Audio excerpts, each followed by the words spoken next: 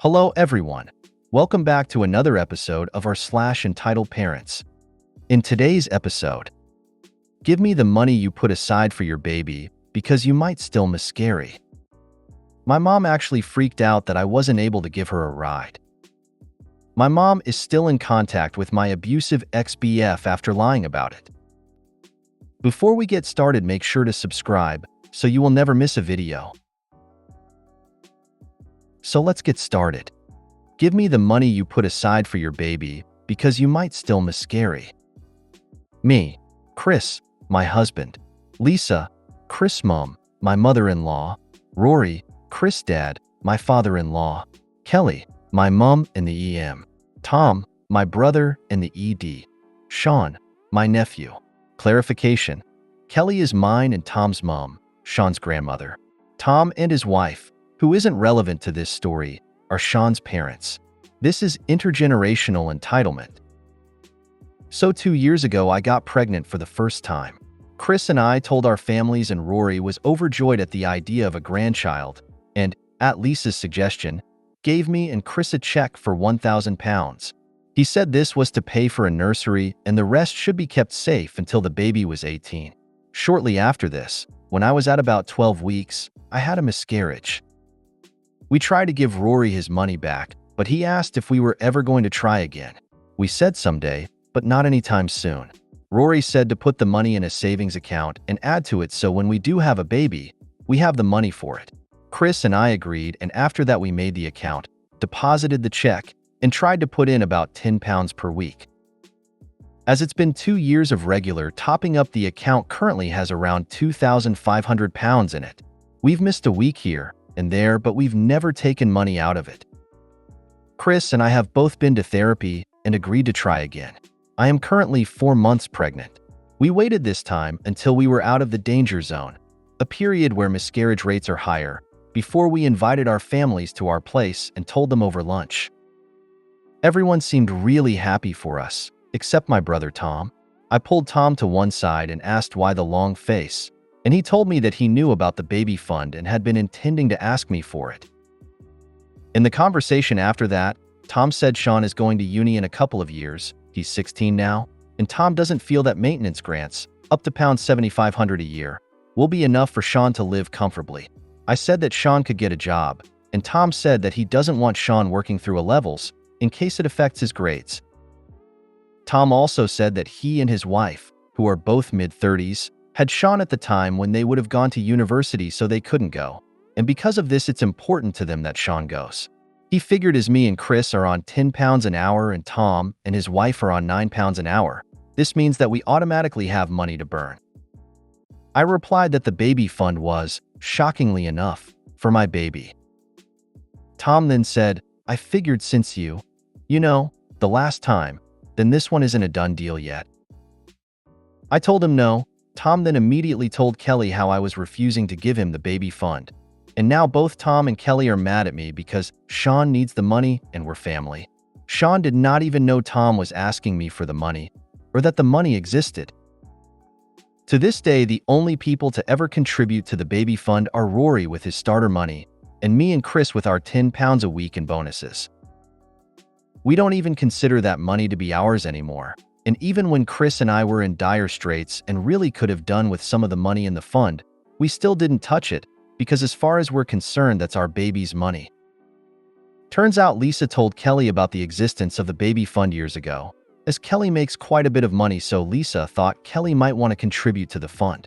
Tom complained to Kelly about not having enough money, so Kelly told Tom about the baby fund and said, "What's the harm in asking?" Tom and his wife have had 16 years to save up. Me and Chris have never taken a holiday, and they go on 2 per year, and then when they realized they had no savings left, they decided to try and take the money that the entire family knows is for mine and Chris' baby, while telling me that there's still a chance I'll miscarry since I've already miscarried once. Also, they have a daughter who's about 10, so like if I give my current baby fund to Sean and then start rebuilding, there's no way that 8 years from now they won't ask for my new fund for the daughter. Neither kid is entitled, and they could both really do with an out to get away from their crazy entitled parents, but if it weren't for them, then we wouldn't even be on speaking terms with Tom Aron. Clarification: Tom has no relation to Rory whatsoever. Neither does Sean.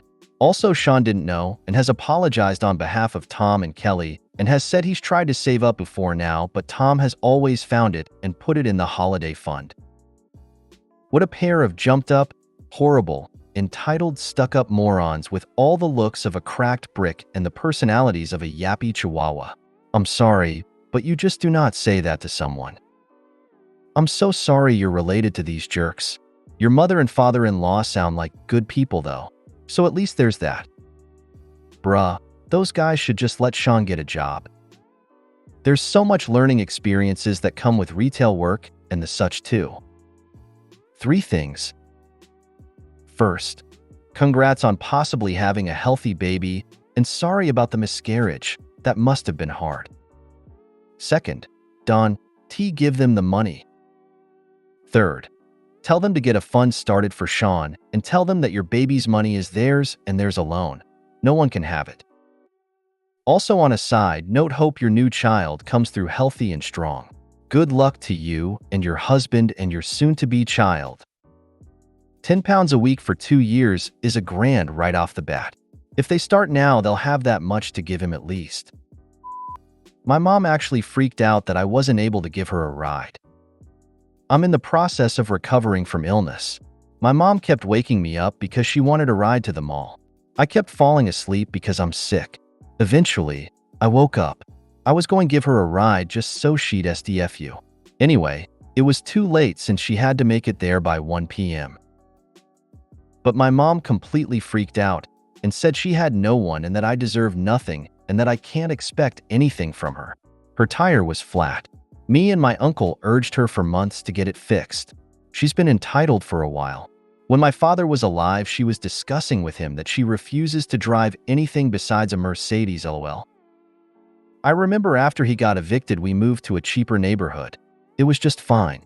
No violence or anything like that, and she insisted it was the ghetto. It wasn't. It was what's considered a moderate income neighborhood. Is it just me, or is my mother entitled as hell? I really can't bring myself to love her in the least bit after she gave me such an issue over not giving her a ride to the mall. Then at the mall she was freaking out because my sister didn't want to get her makeup or hair done for the prom. She kept telling me her hair looked mid and that she didn't like how she looked. What is wrong with my mother? She also compared my social work job, which is very high stress, to working as a telemarket. She says I don't know stress when she whined over my father not getting her a Mercedes until he did. Thoughts? Your mother sounds like the kind of miserable human who likes to bring the other people around her down, regardless of how it affects others or reflects on herself. A crab in the bucket, if you will.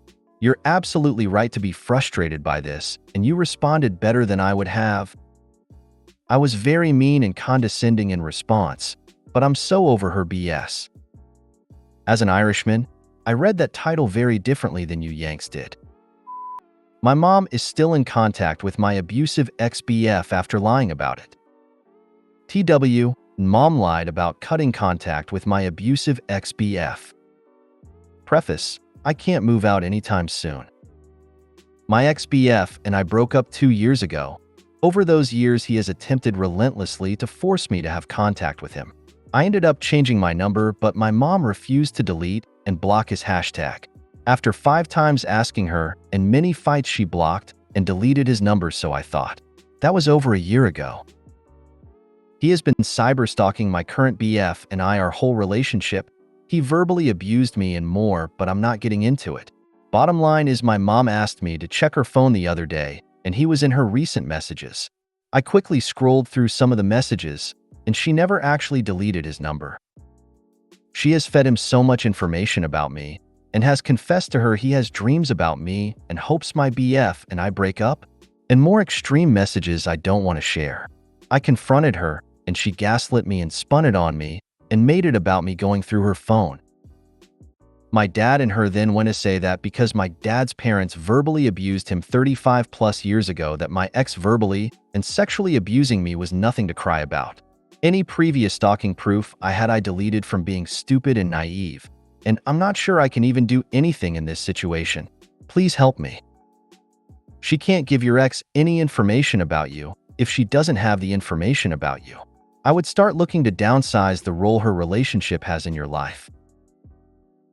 I haven't given her any information recently, but she sent him messages within the last year saying she wants to get me involuntarily hospitalized after he suggested it, told him I went back to college, told him about my new BF and claimed I used drugs with my BF when I've never done that and had no reason to suspect that, told him about my grandpap dying. The icing on the cake is she met up with my abusive ex in the time frame I thought she blocked him with my grandpap a week before he died. We had been broken up for 2 years at that point. It's almost 3 now. She sees when I leave every day for work, and I wouldn't put it past her to tell him when I work. Tell her she chose a side and cut them out of your life. Go low or no contact. I wish I could. I still live with them while in college. I have a learning disability and maintaining a full-time job while being a full-time student isn't possible for me. I'm working as much as I can over the summer and work part-time during the year. I'm a commuter, so I live at home year-round.